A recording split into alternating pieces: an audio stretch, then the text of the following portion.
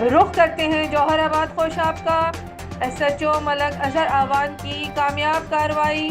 अच्छे police officer महकमे के माथे का झूमर होते हैं।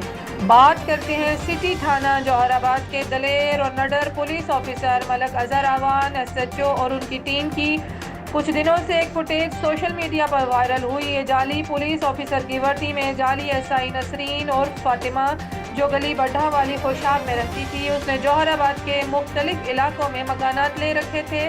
डॉक्टरी के पेशे के अलावा मकरू धंधा करती थी, जिस पर सिटी थाना जौहराबाद के SHO साहब ने फौरी एक्शन लेते हुए उल्फत कॉलोनी से रंगे हाथों गिरफ्तार कर लिया।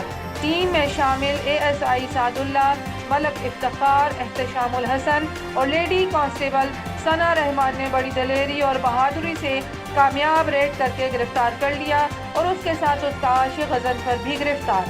पुलिस वर्दी और दीगर सामान बरामद करके जेल ट्रांसफर कर दिया। रिपोर्ट खोशाब।